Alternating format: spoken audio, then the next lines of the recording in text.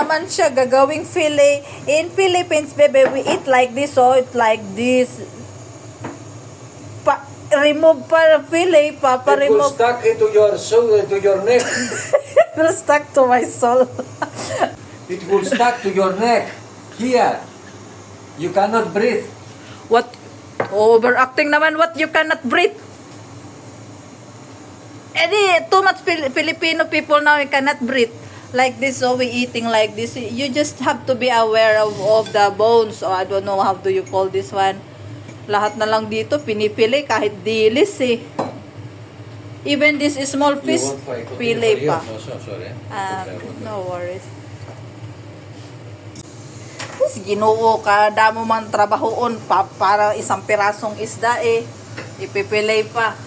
Don't talk too much, eh? Too much job pa. Don't talk too much. Pwede naman tong i-ready na kainin.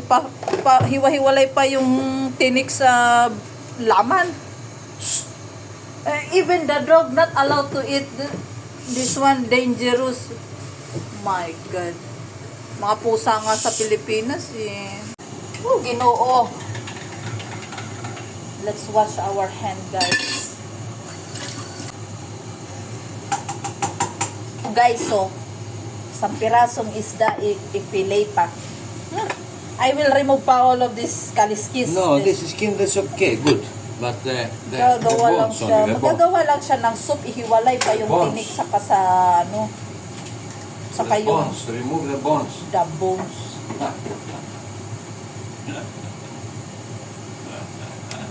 Daming trabaho to eh. Dami mong trabahoon eh. Imbis na nag-eat na tayo eh.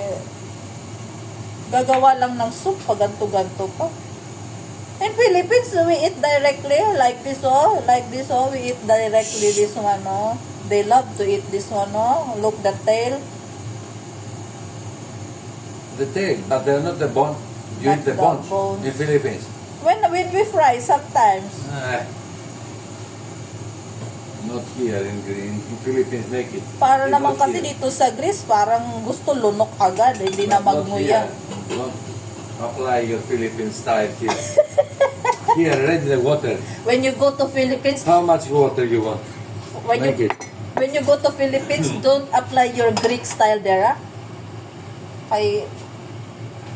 Can I have bebe ano? Mag-ano ka doon ah? Can I have one to put this one? In Philippines, you use your hand and then you will sleep without how do you call this one? Without what? Comforter? We sleep in the floor? You cannot sleep without bed. Nag-sleep nga lang kami sa banig. You know, we use banig. Only in the floor, sometimes carton. Tapos you cannot sleep. You looking pa for bed. My baby will experience the Philippine style. No. What no? Not a- You choose Filipino. You don't want to try the No, Filipino. I don't want to try. Sorry. No. I'm okay with my lifestyle. Oh, yes. Lifestyle. Where you have the rest? Here in my wallet. Drink out. Do. Only take it. Take it or leave it. Oh, I'm done ha. School. Ganto lang naman. Dami pang RT. Paparanggot na isda. Pinahirapan pa ako. But let's try guys.